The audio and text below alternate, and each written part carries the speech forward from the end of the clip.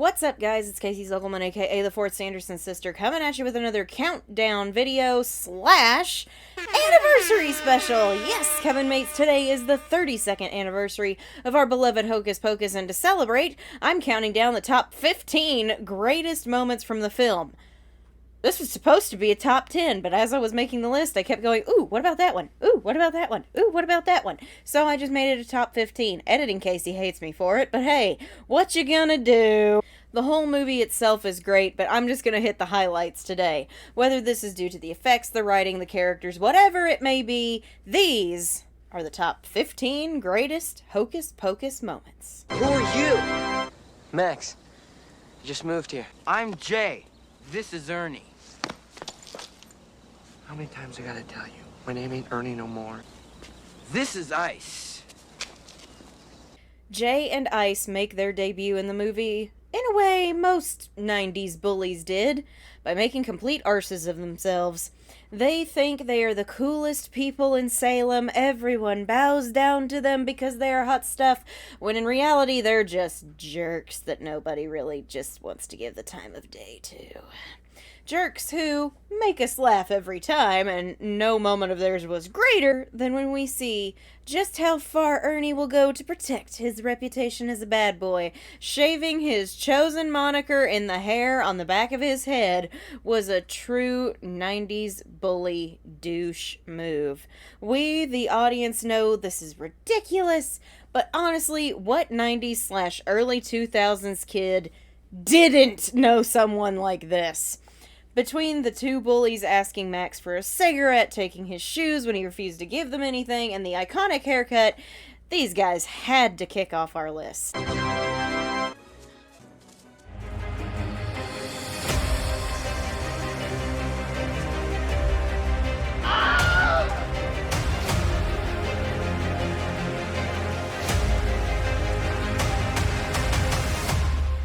This is pretty much the opening scene for Hocus Pocus, and it really does a great job pulling us into the story. While he is the second character shown, yes, technically Sarah is first, he leads us to our main characters through a hot pursuit of his younger sister, Emily.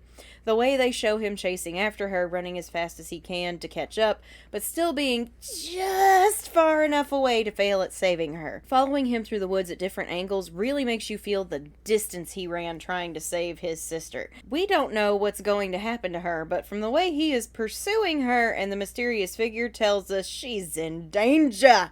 You can actually feel the pain he feels as he tumbles down the hill from the different angles we see him in, and the exhaustion from running as he hits the bottom and peers up at the cottage. It's a really well shot scene that got us into the action pretty quickly. Mom? What are you supposed to be? Madonna. Talk about a scene that lives rent-free in our heads. It's short, but lordy, it made an impact. Such an impact that it was brought back as an Easter egg in the second movie. When Danny starts looking for her mom, we had no idea what kind of costume she'd be wearing. We saw Mr. Dennison already, and it sparked curiosity for Mrs. Dennison. Would she match her husband and be a vampire, or was she doing something different? Different it was, and I guarantee none of us saw the Madonna coming, especially the chest pieces. The reveal of those two huge cones on Mrs. Dennison's chest sends people into fits of laughter just about every time, and rightfully so.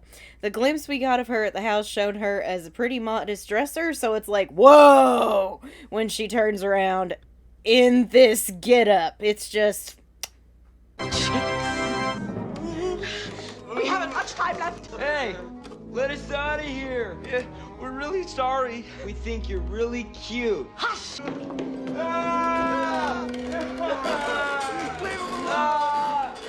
gonna puke! There's just something about these two getting caged that is both satisfying and hilarious. Karma comes for us all, and karma came for these two in the form of the Sanderson Sisters. We have seen them periodically throughout the film being jerks, and with this being a light horror movie, unless you read the first script, we knew it was just a matter of time before they got their comeuppance. Seeing them reduced to terrified, sniffling man-children was so satisfying after seeing how they treat Max, how they stole candy from little kids on Halloween, vandalizing property, and just being dipwads was just so satisfying. And the best part? They never get back out! Oh my gosh, it's so funny that this is their fate for the rest of the movie! Max even has the opportunity to be the big hero and save their lives, but he doesn't. He just takes his shoes back, gives them one of their own lines, and leaves them there. He leaves them there to possibly be killed. Such a horror movie ending for these guys. And it was deserved. Another glorious morning. Makes me sick. Sisters! Yes, Winnie. Winnie, right away. Sorry. After Thackeray spies Emily in the creepy cottage, we are quickly introduced to the main characters of our story, the Sanderson Sisters. Their entrance is iconic thanks to the line Bette Midler delivers perfectly about a glorious morning. Right away, we are thrust into their world of magic and mischief. Their intro to us is actually much less funny as it is scary.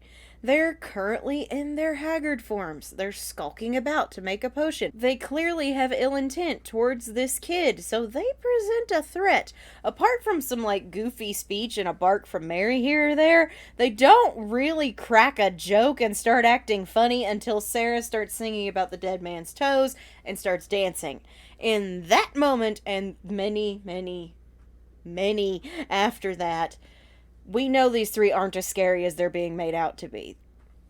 But immediately we are enthralled by their presence and the curiosity for what they will do next. We want to see what sort of hijinks these three get into. From the moment they appeared on screen, we knew we loved them. Petunia face. What? Just stop clicking. We have company. I don't want to play in this. I don't want to play. My three favorite witches. Are you broads a little old to be trick-or-treating? Behold, A torture chamber. Honey Bunch. Can't leave Gary and Penny Marshall off of this list. No, sir. No way. They weren't there long, but they were there long enough to leave a hilarious impact. From Gary Marshall's unmistakable voice, to his cheerful nature as he greets the Sanderson sisters, to his enthusiasm for showing off their costumes to his wife, and even how he interacts with them by giving them candy. He's brilliant. He's brilliant. I love him. Gary has created so many iconic TV series and movies over the year that, of course, his performance in this short scene would match his brilliance. He was just a jovial soul, and R.I.P. to a legend. We miss you.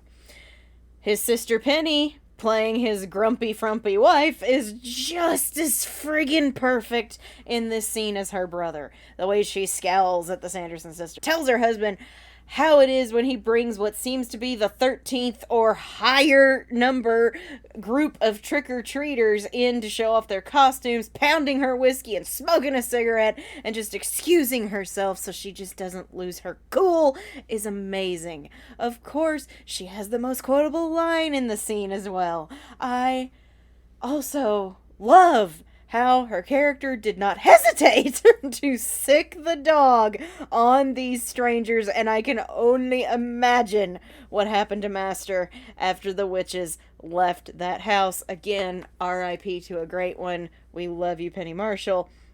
This scene also gives us some of the smaller but hilarious moments of the Sanderson sisters reacting to modern day technology and conveniences. To this day, the scream Mary lets out when she watches the commercial for diapers cracks my brother up. Winifred not understanding what a kitchen is, that's great too. And, of course, lusty Sarah tricking a man into being adulterous. The scene had it all. Bubble, I'm in trouble. Well, Nancy, we desire children. Hey, that may take me a couple of tries, but I don't think that'd be a problem. I'll pawn up. Speaking of modern day conveniences, the bus scene is just too much. As soon as the doors opened and the bus driver started hitting on the Sanderson sisters, we knew what kind of guy we were dealing with here. The fact that his bus was empty on Halloween night in Salem tells you all you need to know about him. And if that doesn't get it through your head, his deleted scene that extended that scene by a couple minutes has him asking them to give out some sort of token for his work. And that is how Sarah ends up in his lap. He's sleazy, but in a way, so are they. So it kind of makes sense that they'd all get along. Plus his lovely comment that went right over our heads as kids still makes me question to this day why I was allowed to watch this at the age of 4 years old. All that said, this is hilarious, and their first outing with modern transportation was just a hoot. It was a hoot. Max, no!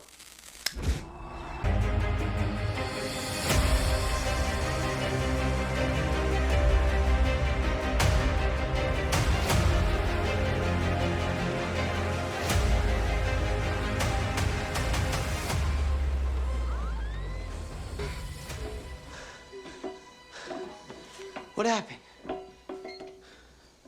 A virgin lit the candle.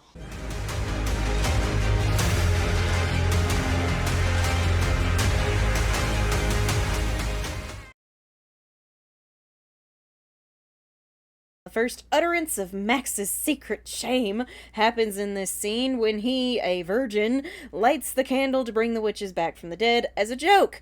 This scene sets up the running joke about him for the rest of the movie, but it also shows off some astounding practical effects. The way the floorboards move, the lighting underneath the floor making everything glow green, the fans blowing the wind around, the light bulbs breaking only to reignite with fire, all culminating in Winifred's wicked laughter and the doors swinging open to reveal the Sanderson sisters. It's awesome. I have nothing else to say. Welcome to high school hell. I'm your host, Boris Karloff Jr.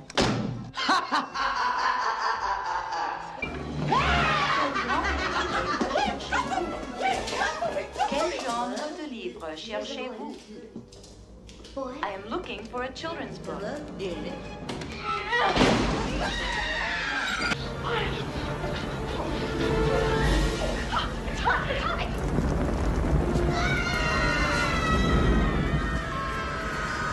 This was originally designed to be a much longer scene with more Home Alone style traps. I want to see that, because what we got's great, and I want more. Max using the PA system to become a spooky voice to keep the witches on their toes is fabulous. It also allows him to be super brave for one of the first times that night. He's out of sight, they can't find him, so he makes the most of it, and he milks his time with that PA system. It's awesome how they tricked the witches with the cassette player, and it cracks me up that it worked. It's also a pretty dark scene, considering Max and Allison watched 3 people burn alive, and that's some graphic imagery I'm not going to get into. Of course, I really, really, really wish we'd gotten the other traps and the famous pool scene so we could have seen a Halloween-style Home Alone for just a few minutes. It would have been glorious.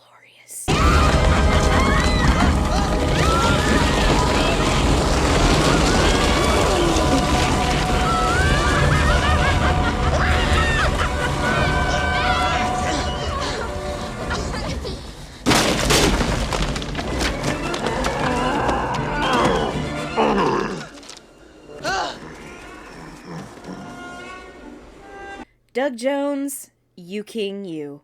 This man was inside a coffin that rose from the ground in full body, zombie, makeup, and prosthetics.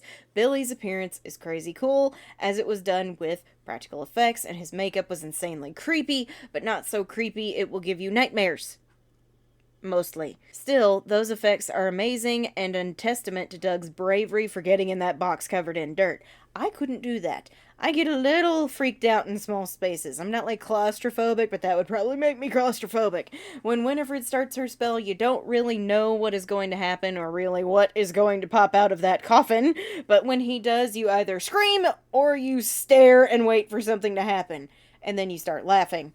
The thing is, Billy right away shows us he's a funny guy.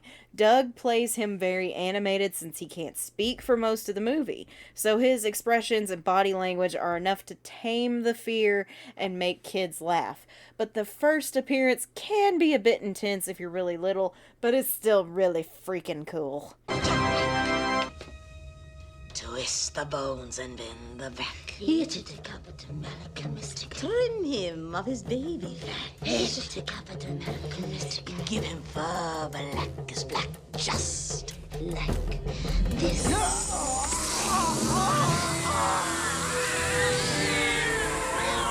The first spell we ever see the Sanderson sisters perform is without doubt their most iconic. Binks is cornered. He knows he can't run. He's injured. He knows he's in trouble. When Winifred summons Book and she lists off all these punishments, we have no idea what is coming. She doesn't even reveal what the spell is to the audience, but as they cast it, we start to pick up on the implications.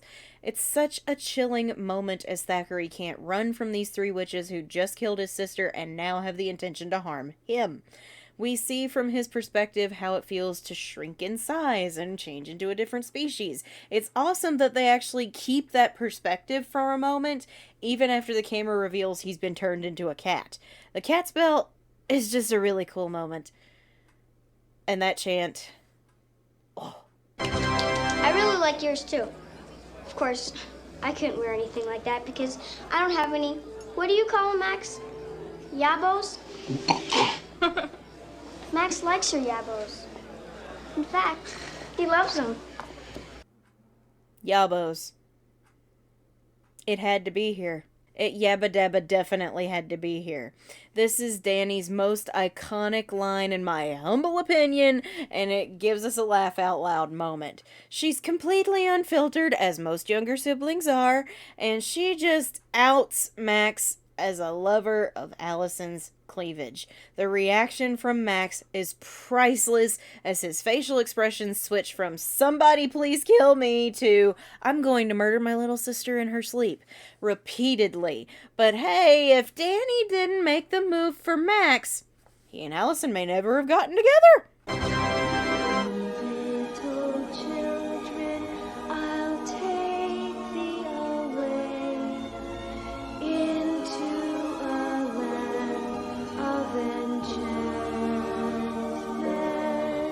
The top three belong to the Sanderson sisters, no holds barred. Sarah's song is short, but it hits all the right places. It's soothing, it's sweet, she's so pretty on her broom, she looks like she's having so much fun, and yet the entire time she is simply trying to lure children to their demise. How dark is that when you look past the song itself? I get too distracted by Sarah and her singing to remember, oh yeah, this is a Death March song, which is kind of the idea. However, the way Sarah Jessica Parker pulls off this iconic scene is perfect. She's into it. She's having fun. We know she loves being on the broom, and it shows here. It's just so gorgeous. It's so gorgeously shot. The way they move the camera, the way they have her moving, the way everything just flows. You can actually feel the night breeze that would be billowing through her cape. You feel like you are in the moment. You're one of the kids that are being bewitched. And honestly, it's such a good lullaby. I found a 1-hour loop of it recently when I was having anxiety problems. I just put that on and I was like, I'm soothed now. It was great. It's such a good moment. It's just so beautifully shot. I can't say enough good things about this moment. Plus, it's one of the only times Sarah actually gets to stand out and do something on her own. Most of the time she's just in the background, doing what Sarah do, which is being a goofball and being adorable and doing stuff like that. And this is one of the only times we actually see her out in the front and center, doing her thing. And it's like, oh, this is why you do what you do. That's actually kind of awesome, but really scary when you think about it too long. She'd be the perfect kidnapper, and that's why they use her for that.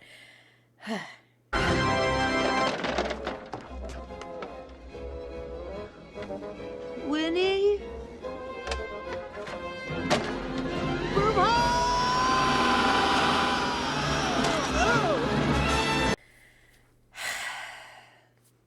When you think Hocus Pocus, two things come to mind. Our number one moment, and probably this moment, because it was so funny. People, when this hit the theater, people were laughing out loud when Mary comes out with that Hoover. They were not ready. No one was ready for that moment, and when it happened, everyone just died laughing because it's so funny. It's the best thing. It's so great.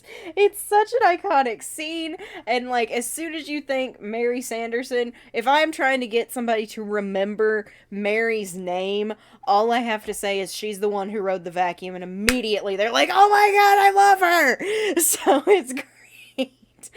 That's what you associate with her, and it's hilarious. And it was just so unexpected, which I think is my personal favorite part of it, was that it was unexpected. You didn't know what was going to happen. You saw them just like coming out with cleaning supplies. Winnie had a broom. Sarah comes out with a mop. You get a little chuckle and you're like, broom, mop, wait, what's left? And then here comes the vacuum. Oh my God. Whoever it was that came up with that idea out of Mick Garris or David Kirshner. Oh my God, I love you. It's so hilarious. It's so good. And it's, again, one of those moments where you actually get to see Mary do something by herself. And she owned every second of it. God, Kathy Najimy is a gift. She is a national treasure. And we must protect her at all costs. She is a wonderful human. And that moment, she hit every beat perfectly. From the way she came out really uncertain about if this was even gonna work, to hopping on confidently just being like, YOLO, let's do this, I might fall, but it might be okay.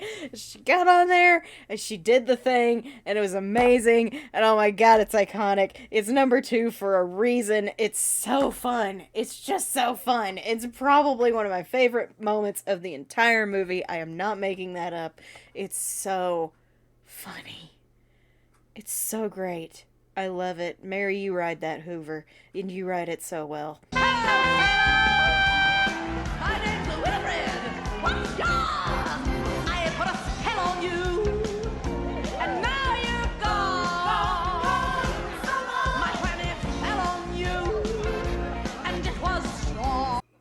Did you people really think anything else was going to be at the top of this list? Did ya? Come on. This is, without a doubt, the greatest moment in Hocus Pocus as a whole. 'Cause it's so good. From the beautiful choreography, to the cinematography, to the writing surrounding this moment, to Bet's singing, to the girls singing backup. Everything about this moment is perfection. There was nothing I would have changed about this scene. It's so good. It's the most iconic thing to come out of Hocus Pocus. It's amazing. I will just rewind that part, watch it 3 or 4 times, and be like, okay, now I'm satisfied and can go on to the rest of the movie.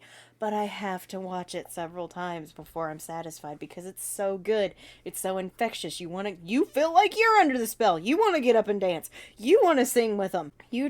It's so fun. You're just like, I am infected with the fun. Let's go. I love this. It's such a singable song. In my personal opinion, it's the best version of that song. I love it. It's so high energy. It gets you moving. It's classic Disney sing-along moment, and it's one of the best Disney villain songs to ever exist, and everyone can fight me on that. They can fight me in the valleys, they can fight me in the mountains, they can fight me in the alleys, they can fight me in the roadways. I will defend this opinion. It's one of the best Disney villain songs ever, because it's one of the only songs in the movie, but it's also just synonymous with Halloween. It has all the vibes. They're at a Halloween party. The Sanderson sisters know that they can dupe every person in that room because of what they've learned that night. And Winifred had just heard the song, and she's like, I can do that better, and I can morph it into a way that's going to help us. And she does. And all three of them put a whole spell on the crowd, and everybody has their character moments when they're doing it. Mary giving Winnie bunny ears is still one of the funniest things ever. When I noticed that the first time, I rewound it like 6 times, and I was like, did she really just do that? And yes, she did. Sarah getting to finally strut her stuff, and she does several times. It's just everything about that moment. There's no comparison. There's no comparison. It's perfect in every way. So there you have it. Those are the top 15 greatest moments in Hocus Pocus. What do you guys think? Would you have replaced anything on this list, or was I spot on? Let me know in the comments down below. As always, if you're new to the channel, please remember to drop a like and subscribe if you haven't. It's free. It helps me. What helps me helps you guys get more great content like this. Happy 32nd anniversary to my favorite movie of all time, to just the most iconic Halloween movie ever. I love you, I love you, I love you, Hocus Pocus. Bet, Sarah, Jessica, Kathy, I hope you guys enjoy the day. I hope people don't annoy you too much with tagging you and anniversary stuff, but gosh darn it, we love you girls, because you made this what it is. Without you guys, there would be no Hocus Pocus. It would not be nearly as iconic as it is today. You guys are perfect, and we love you, especially the 4th Sanderson sister loves you very, very much. So thank you guys so much for doing what you do. Hopefully we'll get to see you a 3rd time. At this point, I have no freaking clue. We're going to talk about that more on Monday.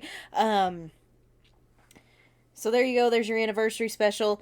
We're not done with the shenanigans this week yet, though. Tomorrow night, I will be playing, over on Twitch. We're going to continue playing 4th Place Tamarin over on the Twitch channel, and you really should come over there and follow me if you want, or, you know, subscribe to the channel over there, because I've got some cool emojis, I've got some fun little reward things that you can do. It's a lot of fun over there on the Twitch channel. Plus, you get to see me spiral into madness while I play Tamarin and try to beat the same level over and over and over and over and over again. And then Friday, if I can make it work, it's still tentative right now. I'm shooting for Friday night at 7:45 Central Standard Time, 8:45 p.m. Eastern Time. I'm not going to swear that it's going to work, but if I can make it work, I'm going to be so happy. We're going to play a special round of Hocus Pocus Jackbox games with the Coven. We are going to play Quiplash specifically because I can create my own, and I'm going to make them all Hocus Pocus themed prompts. We are going to have a lot of fun, so please consider joining me on that live stream for some Hocus Pocus ourselves. It's going to be a lot of fun. Then Saturday night, we are definitely going to be live playing more Sarah Sanderson Plays Pokemon Mystery Dungeon Blue Rescue Team right here on the channel at 7:45 Central Standard Time, 8:45 Eastern Time.